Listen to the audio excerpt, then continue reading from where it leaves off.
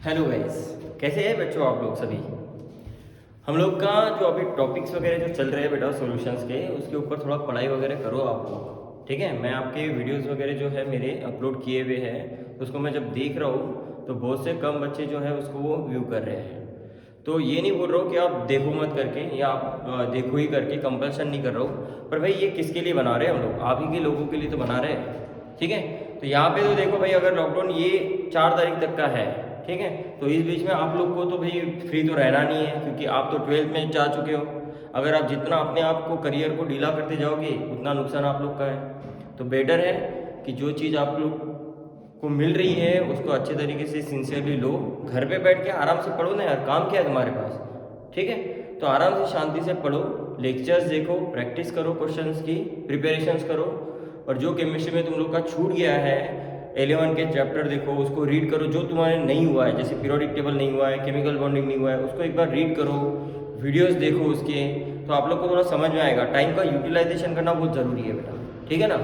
तो अभी लास्ट इसमें वीडियो में मैंने आप लोग को रॉल्स लॉ के regarding ideal non ideal solution के रिगार्डिंग क्वेश्चन जो थे न्यूमेरिकल बेस, वो प्योरली मैंने करवा दिए हैं आप लोग के। जितने क्वेश्चन मुझे करवाने थे उतने मैंने क्वेश्चंस करवा दिए हैं। बाकी के सारे क्वेश्चंस आप लोग को एमटीजी से करने हैं, ठीक है, उसके रिलेटेड। तो फॉर्मूलेज जो रॉल्स लॉ के आप लोग को मैंने वीडियो में बना के दिए हैं, बस वही फॉर्मूलों को आपको यूज़ करना है। रॉल्स लॉ के इक्वेशन में जितने भी आप लोग को फॉर्मूले नजर आते हैं, बस उसी का यूज़ करना है आप लोग को सॉल्व करने के लिए, ठीक है ना। और हेनरीज का तो आप लोग को पता ही है, एक ही फॉर्मूला है उसका, तो वो भी आप लोग को ध्यान में रखना है। तो क्वेश्चन जो है हर एक एमटीजी के आप लोग के हो रहे हैं, और रिमेनिंग जो बचे हुए हैं उन क्वेश्चंस को आपको फोकस करना है, उसके आप लोग को क्या करना है, सॉल्व करना है, ठीक है। तो सारा चीज़ आप लोग को वीडियो के लेक्चर्स में हर एक चीज़ का सोल्यूशन मिलेगा। चाहे वो कोई भी क्वेश्चन हो आप लोग के एमटीजी का, हर एक एमटीजी के क्वेश्चन का सोल्यूशन मेरे पढ़ाए हुए हर एक चीज़ के अंदर अवेलेबल रहेगा। ऐसी कोई चीज़ नहीं है जिसका आपको आंसर मेरे वीडियो में ना मिल सके, ठीक है। तो आप प्रैक्टिस करो, आप लोग को डेफिनेटली जो है वो चीज़ें समझ में आएगी। क्योंकि आप लोग की डिफ़िकल्टी तभी आएगी जब आप वो वीडियो देखोगे। वीडियो नहीं देख रहे हो इसलिए डिफ़िकल्टी यहाँ तक कि नहीं पहुँच रही है। बाकी आप लोग समझदार हो, आपको क्या करना है वो आप देखो अभी, ठीक है। अब हमारा नेक्स्ट टॉपिक जो है वो स्टार्ट कर रहा हूँ मैं। उसका नाम है बेटा कोलिगेटिव प्रॉपर्टी। उसका नाम क्या है, colligative property of dilute solution. Colligative properties of dilute solution, ठीक है ना। अब यहाँ पे जो कोलिगेटिव प्रॉपर्टी है ये सबसे इंपॉर्टेंट पैरामीटर है, ठीक है ना, नीट के लिए। इसके ऊपर के क्वेश्चन 100% होते हैं। इसके ऊपर के क्वेश्चन जो होते हैं इस टॉपिक के ऊपर 100% होते हैं, क्योंकि पूरे सॉल्यूशन का ये मेन पार्ट है। इसी के अंदर सबसे ज़्यादा आप लोग को यूज़ में आएगा। और आप लोग ने अभी तक के जो वेपर प्रेशर वगैरह पढ़ा है, तो वेपर प्रेशर प्योर सॉल्वेंट का क्या होता है बेटा, ज़्यादा होता है। किसके कंपैरिजन में, सॉल्यूशन के कंपैरिजन में। क्यों होता है वेपर प्रेशर प्योर सॉल्वेंट का ज़्यादा, क्योंकि उसके अंदर मिनरल्स या सोल्यूट पार्टिकल नहीं होते, इम्प्योरिटी नहीं होती। इम्प्योरिटी नहीं होती इसलिए पानी जो होता है वो जल्दी जल्दी वेपराइज हो सकता है। पर जैसे ही इम्प्योरिटी उसमें चली जाती है तो पानी का सरफेस जो होता है वो इम्प्योरिटी से भरा होता है। तो इसलिए सॉल्वेंट का सरफेस इम्प्योरिटी के साथ में कम होने की वजह से वेपराइजेशन कम होता है। तो उसकी वजह से सॉल्यूशन का वेपर प्रेशर बहुत लो होता है compare to the pure solvent. अब उन्हीं के ऊपर हम लोग आगे चर्चा कर रहे हैं इसी टॉपिक के अंदर, ठीक है ना। अब ये जो पॉइंट है ये भी हमारा वेपर प्रेशर के साथ में ही रिलेटेड है बेटा, ठीक है ना। तो यहाँ पे कोलिगेटिव प्रॉपर्टी जो है वो कॉन्सेंट्रेशन टर्म को फॉलो करती है, ठीक है, कॉन्सेंट्रेशन के टर्म को भी फॉलो करती है। उसके बाद में सबसे इंपॉर्टेंट चीज है कि भाई कोलिगेटिव प्रॉपर्टी जो है वो किसके ऊपर काम कर रही है, कि भाई वेपर प्रेशर जो है, vapour pressure of solution is decreasing, but why,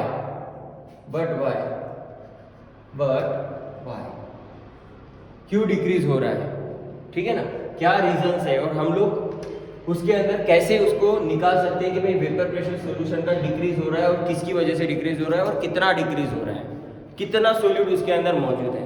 तो यहाँ पे जो कोलिगेटिव प्रॉपर्टी है ना बेटा, it depend on, colligative property जो होती है it depend on number of solute particle, number of solute particle present in solution,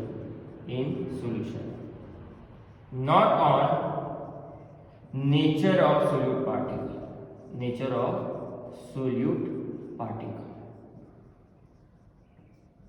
देखो बेटा, कोलिगेटिव प्रॉपर्टी जो होती है ये सबसे इंपॉर्टेंट वाला पॉइंट है। कोलिगेटिव प्रॉपर्टी में क्या बोला जाता है कि भाई depend on colligative property of dilute solution is depend on number of solute particle present in a solution, number of solute particle present in a solution, but is not depend on nature of solute particle. Colligative property solute के nature के ऊपर depend नहीं करती है, वो सिर्फ depend करती है कि कितना सोल्यूट पार्टिकल मौजूद है सॉल्यूशन में, उसी के ऊपर डिपेंड करती है। ठीक है ना, तो ये सबसे इंपॉर्टेंट चीज है हमारी कोलिगेटिव प्रॉपर्टी का। ठीक, उसके बाद में यहाँ पे बोला जाता है कि ये जो सोल्यूट पार्टिकल है ना बेटा, तो ये सोल्यूट पार्टिकल कैसे होने चाहिए आप लोग के? Solute particle should be non volatile, non volatile. ये कैसे होने चाहिए? नॉन वोलेटाइल नेचर के होने चाहिए। ठीक है, ये कैसे होने चाहिए? हमारे नॉन वोलेटाइल नेचर के होने चाहिए। ठीक है, तो ये कोलिगेटिव प्रॉपर्टी का सबसे नेक्स्ट पॉइंट है। सबसे इंपॉर्टेंट लाइन तो यही है बेटा, पूरा छुपा हुआ इसी के अंदर है कि भाई कितने सोल्यूट पार्टिकल प्रेजेंट है किसके अंदर बेटा? सॉल्यूशंस के अंदर। ठीक है, वो नेचर के ऊपर काम नहीं करेगा सोल्यूट के। जैसे हम लोग एग्जांपल देते हैं कि भाई शुगर है और एक तरफ मैं नमक ले लेता हूँ, दोनों क्या है? सोल्यूट ही है। शुगर और यूरिया दोनों क्या है? सोल्यूट है। पर मैं दोनों को क्या कर रहा हूँ, पहले मैंने यूरिया को डाला पानी में और दूसरे बीकर में मैं NaCl को डाल रहा हूँ। ठीक है ना, पर दोनों की जो क्वांटिटी है वो मैंने 1 मोल ही ली है। तो 1 मोल मैंने NaCl लिया हुआ है, वही 1 मोल मैंने यूरिया लिया हुआ है। दोनों के कंपोजिशन नेचर बिल्कुल अलग अलग है। यूरिया का अलग है, NaCl का अलग है। क्यों? यूरिया एक नॉन इलेक्ट्रोलाइट है और NaCl जो एक आयनिक कंपाउंड है। दोनों का नेचर जो है सोल्यूट का वो अलग अलग है, पर दोनों जो हो रहे हैं वो है कौन? सोल्यूट है। तो कितने सोल्यूट लिए हुए हम लोग ने? 1 मोल लिए हुए दोनों। इसलिए वहां पे कोलिगेटिव प्रॉपर्टी किसके ऊपर काम करती है कि कितना सोल्यूट पार्टिकल आप लोगों ने सोल्यूशन में लिया हुआ है। सोल्यूशन बनाने के लिए कितना सोल्यूट पार्टिकल लिया हुआ है उसके ऊपर कोलिगेटिव प्रॉपर्टी काम करती है। ठीक है, तो ये इंपॉर्टेंट पॉइंट है इस colligative property of dilute solutions का। ठीक है ना, अब यहाँ पे क्या हो रहा है कि ये चीज होने आने के बाद अब उन्होंने क्या बोला हुआ है कि भाई ऐसे नंबर ऑफ प्रॉपर्टीज हैं, ठीक है ना, सॉल्यूशंस की, जिसकी वजह से क्या हो रहा है कि वेपर प्रेशर जो है वो डिक्रीज हो रहा है। ठीक है, जो बहुत सारी ऐसी प्रॉपर्टी है जो डिपेंड करती है, जिसकी वजह से क्या हो रहा है कि वेपर प्रेशर जो है वो सॉल्यूशन का क्या होता है? चेंज हो रहा है। तो नंबर ऑफ फैक्टर भी है जिसके ऊपर कोलिगेटिव प्रॉपर्टी काम करता है। ठीक है ना, तो यहाँ पे हम लोग 4 तरीके की कोलिगेटिव प्रॉपर्टीज पढ़ने वाले हैं, उसको हम लोग आगे इसमें पढ़ेंगे। पहले आप ये इतना मेंशन जो है कर लो, लिख लो ये इतना चीज इसके अंदर, ये सबसे इंपॉर्टेंट वाला पॉइंट है हमारे लिए। ठीक, और हमें यही चीज फाइंड आउट करनी है कि कितना सोल्यूट पार्टिकल रहेगा। और साथ साथ में हम लोग एक और चीज यहाँ पे कर सकते हैं, mass of solute particle, mass of solute in solution can be calculated, can be calculated. हम लोग जो सोल्यूट का जो मास है सॉल्यूशन के अंदर कितना है वो भी चीज हम लोग निकाल सकते हैं with the help of colligative property. तो ये नोट डाउन कर लो।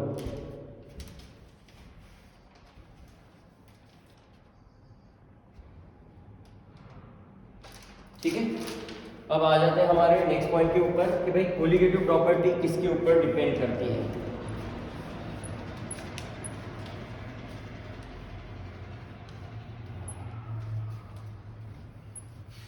ठीक है, अब यहां पे देखना है property, the properties of solution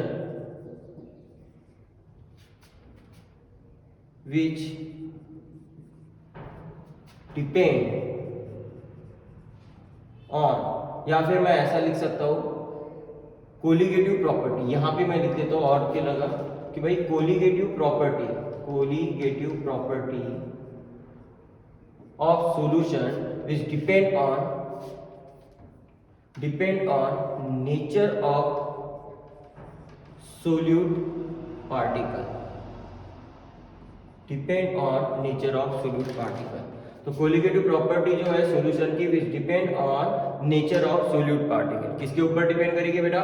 nature of solute particle के ऊपर। तो यहाँ पे देखना है there are 4 types of colligative property, 2 properties. कितने टाइप की कोलिगेटिव प्रॉपर्टी है बेटा? There are 4 type of colligative property on which vapour pressure factor is depend. ठीक है ना, कि भाई वेपर प्रेशर सॉल्यूशन का जो डिक्रीज हो रहा है वो हम लोग फाइंड आउट इन 4 तरीके से कर सकते हैं। ठीक है ना, तो वहां पे पहला आता है बेटा रिलेटिव लोअरिंग वेपर प्रेशर, इसको हम क्या बोलते हैं? RLVP, मतलब relative lowering of vapour pressure, relative lowering of vapour pressure, तो RLVP इसको शॉर्ट में लिखते हैं। दूसरा होता है एलिवेशन इन बॉइलिंग पॉइंट, मतलब यहाँ पे टेम्परेचर वाला फैक्टर अभी आ रहा है। फिर तीसरे में डिप्रेशन इन फ्रीजिंग पॉइंट, फिर फोर्थ नंबर का जो है ऑस्मोटिक प्रेशर। तो ये जो 4 फैक्टर है बेटा, ये कोलिगेटिव प्रॉपर्टीज के 4 फैक्टर जो है जिनके अंदर वेपर प्रेशर का पैरामीटर क्या हो रहा है? चेंज होते जा रहा है। ठीक है, अब वेपर प्रेशर जो है सॉल्यूशंस का अगर चेंज हो रहा है, डिक्रीज हो रहा है, ठीक है ना, compare to the pure solvent, तो किन किन फैक्टर्स उसके अंदर इन्वॉल्व हो सकते हैं? तो उसके अंदर 4 कोलिगेटिव फैक्टर के इन्वॉल्वमेंट्स है। एक तो उनका relative lowering of vapour pressure, elevation in boiling point, depression in freezing point, osmotic pressure. तो ये 4 टाइप के फैक्टर जो है वो कोलिगेटिव प्रॉपर्टी के अंदर आते हैं, जिनकी property vapour pressure of solutions के ऊपर क्या करती है? डिपेंड करती है कि भाई किस तरीके से सॉल्यूशन का वेपर प्रेशर डिक्रीज हो रहा है। ठीक है, और किस किस तरीके से हो सकता है? तो ये 4 तरीके से हो सकता है। ठीक, तो हम लोग को यही चीज अभी पढ़नी है, और साथ साथ में कोलिगेटिव प्रॉपर्टी हमें मदद करता है मॉलिक्यूलर मास ऑफ सोल्यूट निकालने के लिए, या फिर उसका गीता वेट सोल्यूट पार्टिकल मौजूद है किसके अंदर? सॉल्यूशन में, ये निकालने के लिए। पर ज़्यादातर हम लोग क्या करते हैं? मॉलिक्यूलर मास या मोलर मास ऑफ सोल्यूट को फाइंड आउट करने के लिए कोलिगेटिव प्रॉपर्टी का इस्तेमाल करते हैं। ठीक है, अब यहाँ पे क्या होता है कि कॉन्सेंट्रेशन टर्म का जो फैक्टर है, जिसको हम बोलते हैं मोलैलिटी, जो कि टेम्परेचर डिपेंडेंट नहीं है। ठीक है ना, तो यहाँ पे क्या होता है? कॉन्सेंट्रेशन टर्म का जो फैक्टर है, सबसे इंपॉर्टेंट मोलैलिटी, वो यहाँ पे इन्वॉल्व होता है इन फैक्टर के अंदर। स्पेशली इन फैक्टर के ऊपर जो होता है, इन 2 फैक्टर के ऊपर डिपेंड करता है। Elevation in boiling point and depression in freezing point, इनके अंदर वो फैक्टर क्या होता है? इन्वॉल्व होता है। इसमें भी आता है, इसमें भी वो इन्वॉल्व होता है, मतलब मान के चलो ये तीनों में होता है, सिर्फ इसको छोड़ के, ऑस्मोटिक प्रेशर को छोड़ के। ठीक है, तो यहाँ पे कॉन्सेंट्रेशन टर्म जो है मोलैलिटी, इसका भी इन्वॉल्वमेंट यहाँ पे होता है। तो आप ये लिख लो, there are 4 type of colligative property. ठीक है, तो वो कौन सी है? तो ये 4 है, जिसको हम लोग को 1 बाय 1 क्या करना है बेटा? देखना है। ठीक है, 1 बाय 1 क्या करना है? यहाँ पे देखना है। तो ये नोट डाउन कर लो।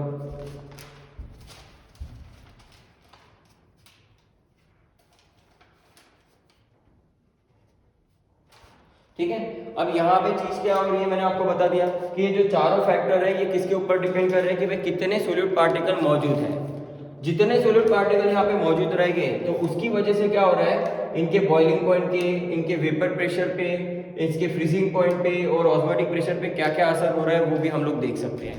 ठीक है ना, आप लोग ने नमक वगैरह देखा होगा, समुद्र से जब नमक को हम लोग निकालते हैं तो उसके अंदर पानी बचता है, तो वो लोग क्या करते हैं? पूरा ढेक बना के रख देते हैं। ठीक है, और सूरज के नीचे उसको छोड़ देते हैं। तो क्या होता है कि धीरे धीरे उसमें से पानी जो होता है वो इवोपरेट हो जाता है, पर जो सोल्यूट होते हैं, नमक, वो एज इट इज कहाँ रहता है? नीचे ही रहता है।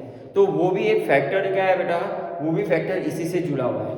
ठीक है, तो यहाँ पे आप लोग को ये सारी चीजें जो है वो 1 बाय 1 पढ़नी है, और ये numerical based point of view है। ठीक है, ये हर एक टॉपिक आप लोग को न्यूमेरिकल के पॉइंट ऑफ व्यू ज्यादा इंपॉर्टेंट है, तो हम लोग इसको 1 बाय 1 पढ़ने वाले हैं। ठीक, चलो अब पहला ले लेते हैं हम लोग इसके अंदर relative lowering of vapour pressure का।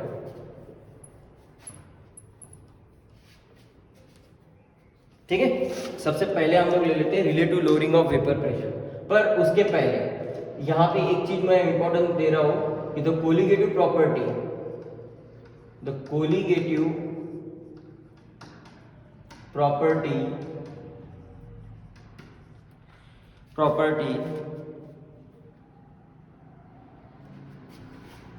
for calculating calculating colligative property, we need to know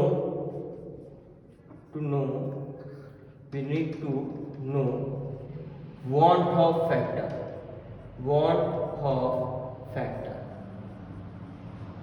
ठीक है।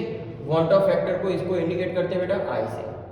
काय से इंडिकेट करते हैं? I से, कि भाई अगर हमें कोलिगेटिव प्रॉपर्टी को अगर कैलकुलेट करना हो तो वहां पे हमें मदद लेनी पड़ेगी किसकी बेटा? want of factor की मदद लेनी पड़ेगी।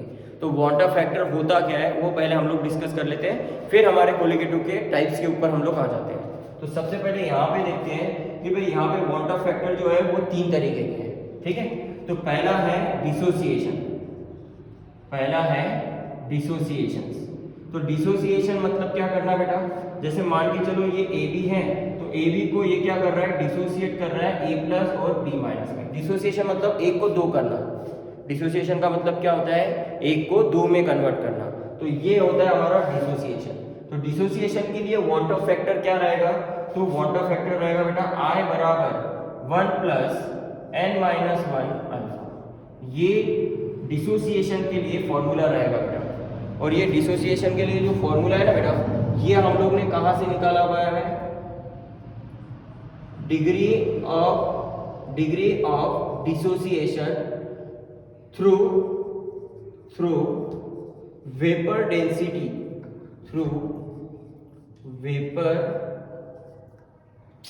क्या हो रहा है ये? Vapour density, DOD, degree of dissociation through vapour density. Vapour density के पैरामीटर के थ्रू हम लोग जो डिग्री ऑफ डिसोसिएशन निकालते हैं ना, उसके अंदर ये वाला फॉर्मूला बन के तैयार होता है। तो ये फॉर्मूला वहां से आया और ये कहाँ पे आपको पढ़ने मिलता है? इक्विलिब्रियम में। तो इक्विलिब्रियम में ये फॉर्मूला जो है ये बना के रखा हुआ है, ठीक है। और ये जो want of factor है ये बराबर किसके होता है बेटा? Theoretical mass upon observe molecular mass. Observe molecular mass या फिर observe molecular mass upon theoretical mass बोलो, या theoretical mass upon observe molecular mass, वहां से ये फैक्टर आया हुआ है। तो उसे छोड़ो आप, ये फॉर्मूला जो है आप ध्यान में रखो। want of factor किसके लिए बेटा? डिसोसिएशन के लिए, ठीक है। ये चीज ध्यान में रखना। ये कहाँ से निकाला है हम लोग ने? Degree of dissociation through vapour density measurement, ठीक है ना। हम लोग जो DOD मेजर कर रहे हैं वो किसके थ्रू मेजर कर रहे हैं? वेपर डेंसिटी थ्रू मेजरमेंट जो कर रहे हैं उसके लिए ये वाला फॉर्मूला बना के रखा हुआ है, ठीक है। तो ये डिसोसिएशन के लिए लिखा हुआ फॉर्मूला है। तो ये आप लोग को एज इट इज क्या करना है? ध्यान में रखना है फॉर द डिसोसिएशंस के लिए। अब यहाँ पे डिसोसिएशन में क्या होते हैं, क्या क्या इन्वॉल्वमेंट होगी वो देखते हैं। तो सबसे पहले हम लोग क्या करेंगे? ऑल टाइप ऑफ एसिड, ठीक है, ऑल टाइप ऑफ एसिड। अब ऑल टाइप ऑफ एसिड के अंदर पहला आता है स्ट्रॉन्ग एसिड। तो स्ट्रॉन्ग एसिड के अंदर HCl है, HNO3 है, HClO4 है, बराबर। 1 2 3 किसको भूल गए अपन? Sulphuric acid. तो sulphuric acid, hydrochloric acid, nitric acid, hydrogen perchlorate और सल्फ्यूरिक एसिड। अब ये इसके लिए जो DOD का फैक्टर है, मतलब ये जो I वाला फैक्टर है ये कितना रहेगा? तो I वाला फैक्टर निकालना है हमें। तो I वाला फैक्टर क्या करता है कि कितने नंबर ऑफ आयन से डिसोसिएट करेगा। यहाँ पे AB से कितने आयन डिसोसिएट कर रहे हैं? 2। तो इसका want of फैक्टर कितना होगा बेटा? 2 होगा। यहाँ पे कितने डिसोसिएट कर रहे हैं? H प्लस और Cl माइनस में। तो इसलिए इनका जो want of फैक्टर रहेगा I, इनका जो want of फैक्टर है सल्फ्यूरिक, ये हाइड्रोक्लोरिक एसिड के लिए कितना रहेगा बेटा? 2 रहेगा, क्योंकि एक H प्लस आयन देगा और दूसरा Cl माइनस, तो 2 हो गए। यहाँ पे भी कितना रहेगा बेटा? 2, क्योंकि एक H प्लस आयन और एक NO3 माइनस आयन। फिर यहाँ पे कितने होंगे बेटा? यहाँ पे भी कितने होंगे? 2, क्योंकि एक H प्लस आयन और एक होगा ClO4 माइनस, और एक यहाँ पे कितना होगा बेटा? 3, क्योंकि यहाँ पे 2 H प्लस आयन है और एक SO4 माइनस 2 है। तो 2 H प्लस आयन और एक SO4 माइनस 2 कितना हो गया? टोटल want of फैक्टर 3 हो गया। तो ये हमारा क्या होगा बेटा? ये वैल्यू रहेगा किसके लिए? For all type of acids. तो पहला मैंने स्ट्रॉन्ग एसिड लिया हुआ है, ठीक। अब मैं अगर बात करूं तो वीक एसिड के लिए क्या रहेगा यहाँ पे? तो वीक एसिड के लिए मान के चलो ये HCN है, CH3COH है, ठीक। ये 2 ही एसिड कंसिडर कर लो अभी का फिलहाल एग्जाम्पल के तौर पे। तो इसके लिए जो want of फैक्टर है वो कितना होगा बेटा? ये कितना है? अभी यहाँ पे कितने डिसोसिएट हो गए बेटा? ये 2 हो गए, एक H प्लस और दूसरा Cl माइनस में। तो कितने want of फैक्टर है इसका? 2। और इसका भी कितना होगा want of फैक्टर बेटा? 2। ठीक, तो इस तरीके से हम लोग क्या कर सकते हैं, आई निकाल सकते हैं। कितने आयन डिसोसिएट हो गए वही हमारे क्या हो गए बेटा, वांट ऑफ फैक्टर रहेगा। तो यहाँ पे वांट ऑफ फैक्टर जो है कितने आयन ये हर एक डिसोसिएट कर रहा है उसी के ऊपर डिपेंड करता है। तो जितना डिसोसिएट करेगा उतने नंबर ऑफ क्या रहेंगे हमारे, वांट ऑफ फैक्टर रहेंगे। ठीक, अब यहाँ पे क्या मेंशन किया हुआ है, ये जो आयन है, ठीक है, ये कहाँ से आया बेटा, theoretical molar mass upon observe molar mass. ठीक है, ये आई बराबर किसके है बेटा, theoretical molar mass upon observed molar mass. तो ये इसके थ्रू आया हुआ है और यही आई बराबर कितना होता है, 1 + n-1 अल्फा। ठीक, तो ये फॉर्मूला हमें ध्यान में रखना बहुत ज्यादा जरूरी है। अब यहाँ पे हम लोग आगे आ जाते हैं। अब यहाँ पे ये हो गया एसिड्स के लिए बेटा। अब बात कर रहे हैं नॉन इलेक्ट्रोलाइट की। तो नॉन इलेक्ट्रोलाइट अगर की बात करें, तो नॉन इलेक्ट्रोलाइट का अगर डिसोसिएशन की बात करें तो उसके अंदर मैं यूरिया दे देता हूं आप लोग को। ठीक है, यूरिया, फिर ग्लूकोज। तो इनका अगर मैं बोलूं कि भाई इनका वांट ऑफ फैक्टर क्या रहेगा, देखो जो नॉन इलेक्ट्रोलाइट होते हैं ना वो कभी भी आयन में डिसोसिएट नहीं करते हैं, इसलिए उनका वांट ऑफ फैक्टर हमेशा क्या रहेगा, 1 1 ही रहेगा। ठीक है ना, अगर वो आयन में स्प्लिट ही नहीं हो रहे तो उनके लिए वांट ऑफ फैक्टर आप क्या कंसीडर करोगे, 1। और जो आयन में स्प्लिट कर रहे हैं उसमें हमें देखना पड़ेगा कि भाई कितने आयंस मिल रहे हैं, 2 मिल रहे हैं, 3 मिल रहे हैं, 4 मिल रहे हैं। तो जितने भी हम लोग को आयंस मिलेंगे टोटल, वही हमारा क्या होगा बेटा, वांट ऑफ फैक्टर रहेगा। बराबर, अब ये चीज हो गया। अब नेक्स्ट आ जाते हैं बेटा इलेक्ट्रोलाइट में। तो इलेक्ट्रोलाइट के अंदर आप लोग को अगर मैं बताऊं तो उसमें मैंने आपको स्ट्रॉन्ग एसिड बता दिया, वीक एसिड बता दिया। उसी तरीके से अगर स्ट्रॉन्ग बेस की बात करें तो स्ट्रॉन्ग बेस के अंदर कौन है बेटा, NaOH, सोडियम हाइड्रोक्साइड, फिर KOH, potassium hydroxide and BaOH, barium hydroxide. ठीक है, अब ये हमारे कौन है, स्ट्रॉन्ग बेस है। अब इसके लिए अगर पूछे आप लोग को इसका वांट ऑफ फैक्टर बताओ, तो इसका वांट ऑफ फैक्टर कितना होगा बेटा, कितने आयन देगा ये, एक Na+ देगा और एक OH-। तो वांट ऑफ फैक्टर इसके लिए कितना होगा, 2, इसके लिए भी 2 और इसके लिए कितना होगा, 3। क्योंकि यहाँ पे OH- कितने हैं मेरा, बेरियम हाइड्रोक्साइड में 2 OH आयन है और एक कौन है हमारा, बेरियम है। तो टोटल आयन हमारे कितने होंगे बेटा, 3 होंगे। टोटल आयन हमारे कितने होंगे, यहाँ पे 3 होंगे। तो ये इस तरीके से हम लोग क्या कर सकते हैं, वांट ऑफ फैक्टर डिसोसिएशन के लिए निकाल सकते हैं। तो ये वाला फॉर्मूला आप लोग को ध्यान में रखना बहुत जरूरी है। ठीक, नोट डाउन कर लो इतना।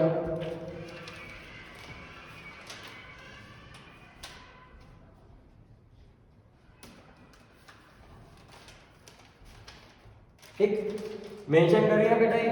अब यहाँ पे डिसोसिएशन में आप लोग को क्या लिखना है कि यहाँ पे आई का जो फैक्टर होता है वो क्या होगा बेटा, ग्रेटर देन 1 रहेगा। देखो सब में वैल्यू जो है वो ग्रेटर देन 1 ही मिल रही है वांट ऑफ फैक्टर की, किसमें बेटा, डिसोसिएशन में। तो ये डिसोसिएशन के अंदर वांट ऑफ फैक्टर का वैल्यू क्या रहेगा बेटा, 1 रहेगा। तो ये आप नोट डाउन कर लो इतना।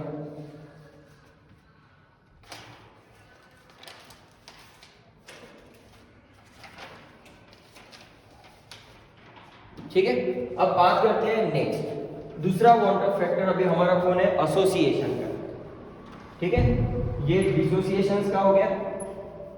देखो डिसोसिएशंस के अंदर all type of electrolyte, strong acid, strong base, weak acid, weak base, वो काउंट होते हैं। उसके बाद में हम लोग ऑल टाइप ऑफ सॉल्ट जो होते हैं वो भी किसके अंदर का इंक्लूड होते हैं, डिसोसिएशंस के अंदर। ठीक, तो वो एग्जाम्पल हुए। और वांट ऑफ फैक्टर डिसोसिएशन के लिए हमेशा आई वैल्यू क्या रहेगी बेटा, ग्रेटर देन 1 रहेगी। ठीक, अब बात करते हैं दूसरा वांट ऑफ फैक्टर जो है वो किसके लिए बेटा, एसोसिएशंस के लिए।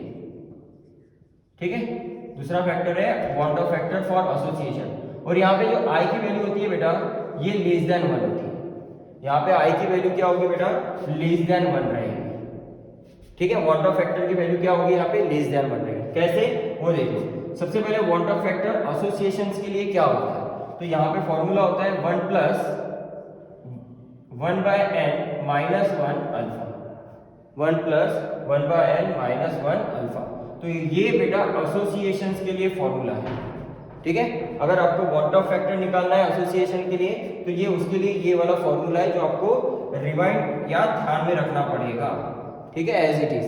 अब यहाँ पे एसोसिएशन क्या होता है, मान के चलो मेरे पास 2A है और मैं 2A को क्या कर रहा हूँ, कन्वर्ट कर रहा हूँ किसमें, A2 में।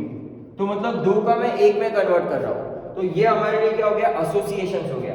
अगर यहाँ पे Na मोल है तो ये Na मोल जो है एसोसिएट होके क्या हो जाएंगे, An हो जाएगा। ये कितना हो जाएगा बेटा, AN हो जाएगा। तो इस तरीके का क्या होता है कि एसोसिएशन मतलब क्या है, दो को एक करना। डिसोसिएशन क्या था, एक को दो करना। डिसोसिएशन मतलब एक को दो करना और एसोसिएशन का मतलब है दो को एक करना।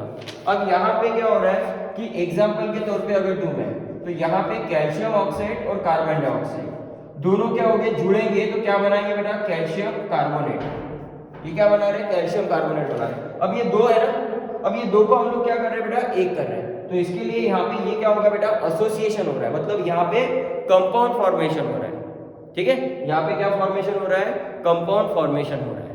तो ये जो कंपाउंड तो मिल ही रहा है, कंपाउंड तो ऑब्वियसली है ही है, पर यहाँ पे ये किस फॉर्म में हो रहा है बेटा, एसोसिएशन फॉर्म में हो रहा है। और मेनली आप लोग को पता है जो एसोसिएशन वाले जो एग्जाम्पल होते हैं ना, वो हाइड्रोजन बॉन्डिंग के ज्यादा है। ठीक है, वहां पे डाइमर फॉर्मेशन ज्यादा होता है। कैसे, जैसे मैं आपको एग्जाम्पल दूं, यहाँ पे एग्जाम्पल दे देता हूँ एसिडिक एसिड का। तो ये एसिडिक एसिड में यहाँ पे दो ले रहा हूँ। अब ये दो एसिडिक एसिड क्या होंगे, आपस में कैसे जुड़ेंगे वो देखो। ये आ जाएगा CH3, फिर C, ये डबल बॉन्ड और ये एक सिंगल, फिर यहाँ पे आएगा हाइड्रोजन बॉन्डिंग और यहाँ आएगा एक हाइड्रोजन बॉन्ड। ठीक, ये इस साइड में और ये यहाँ पे जाएगा, वापस से कौन आएगा इस साइड में, दो एसिडिक एसिड है ना, एक एसिडिक एसिड ये हो गया, एक एसिडिक एसिड उधर से आ जाएगा। तो CH3 फिर C और यहाँ पे क्या हो जाएगा, सिंगल बॉन्ड को, और यहाँ पे आ जाएगा डबल बॉन्ड को। तो ये देखो, ये वाला जो पैटर्न है ये इसके साथ में जा रहा है और ये वाला पैटर्न जो है वो इसके साथ में जा रहा है। तो यहाँ पे क्या हो रहा है बेटा, एसोसिएशंस हो रहे हैं। यहाँ क्या हो रहा है, एसोसिएशंस हो रहे हैं। तो मतलब ये दो जो थे अलग अलग थे, इनको आप लोग क्या कर दे रहे हो, एक कर दे रहे हो। तो इस तरीके का यहाँ पे क्या हो रहा है, डाइमर फॉर्म हो रहा है।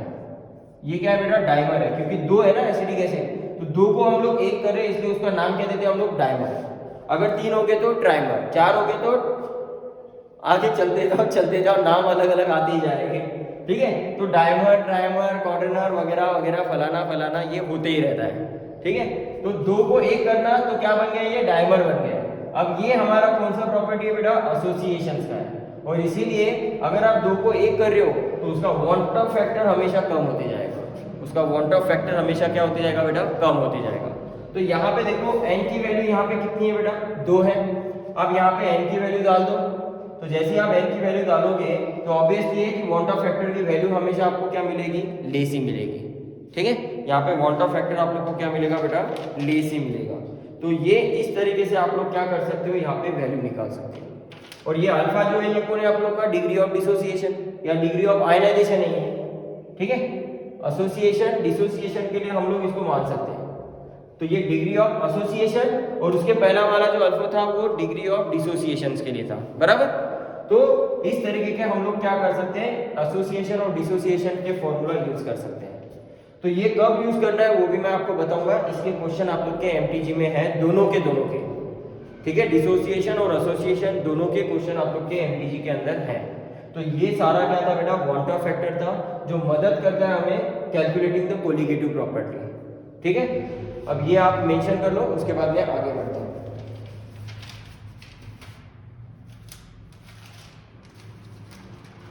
ठीक है, हो गया ये लिखना। अब आ जाते हैं हमारे नेक्स्ट पैरामीटर पे।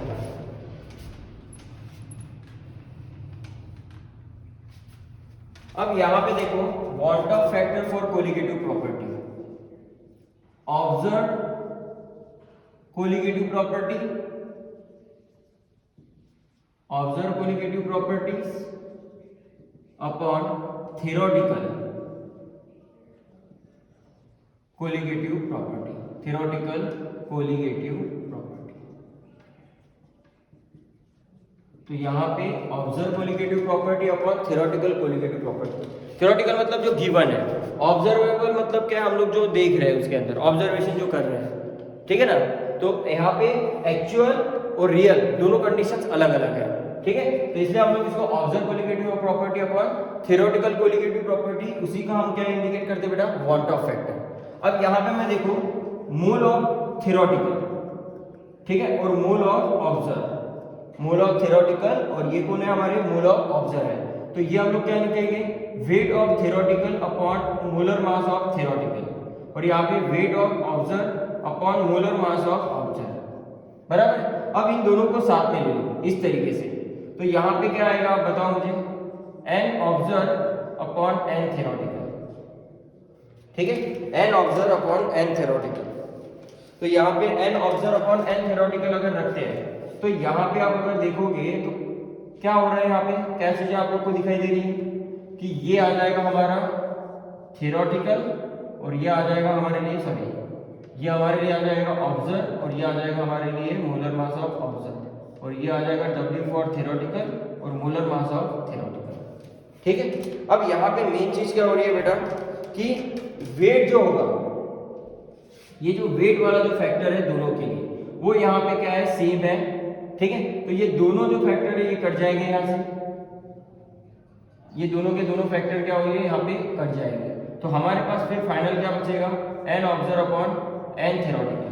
क्यों काटा मैंने, सेम वेट है, ठीक है ना, उनके वेट क्या है, सेम है सोल्यूट के, तो इसलिए मैंने उनके वेट को यहाँ पे क्या कर दिया है, निगलेक्ट कर दिया है। तो थ्योरेटिकल मोलर मास और ये ऑब्जर्वेबल मोलर मास, तो यहाँ पे आ जाएगा हमारा theoretical molar mass upon observable molar mass और ये बराबर क्या हो जाएगा बेटा आपका वॉल्ट ऑफ फैक्टर, ठीक है। तो mole of observe upon mole of theoretical बराबर किसके बेटा, theoretical molar mass upon observed molar mass, उसी को हम बराबर क्या लिखते हैं बेटा, वॉल्ट ऑफ फैक्टर, ठीक है। तो ये जो है ये हम लोग ने फॉर्मूला जो है किसके लिए लिया हुआ है, कोलिगेटिव प्रॉपर्टीज के लिए, ठीक है। तो आप लोग ये मेंशन कर लो एक कोलिगेटिव प्रॉपर्टी का वॉल्ट ऑफ फैक्टर, और ये ध्यान में रखना वॉल्ट ऑफ फैक्टर किसके लिए यूज कर रहे हैं हम लोग, to calculating the colligative properties, ठीक है। जो भी कैलकुलेशन हम लोग कोलिगेटिव प्रॉपर्टी में कर रहे हैं उसके लिए हमें ये काम आएगा वॉल्ट ऑफ फैक्टर, ठीक है। तो इसलिए आप इसे मेंशन कर दो और कैसे यूज करना है इसका वो मैं आप लोग को बता दूंगा, ठीक। आप पहले ये लिखो,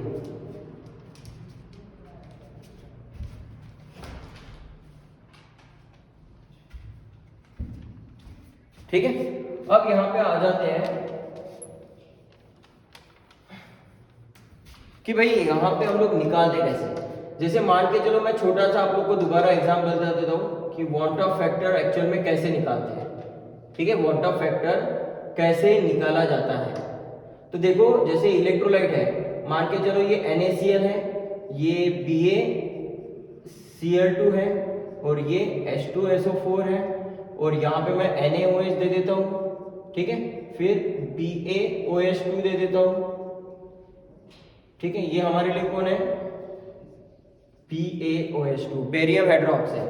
अब बोला गया कि भाई इनके लिए वॉल्ट ऑफ फैक्टर बताओ क्या होगा, वॉल्ट ऑफ फैक्टर इनके लिए क्या होगा बताना है। तो यहाँ पे ये कितने आयंस दे रहे बेटा, ये Na+ और ये Cl-, ठीक है। तो ये Na+ और Cl-, ये कितना दे रहा है हमें, Ba2+ और ये 2Cl-, फिर ये 2H+ और ये SO4-2, ये Na+ और ये OH- और ये Ba2+ और ये क्या होगा 2OH-।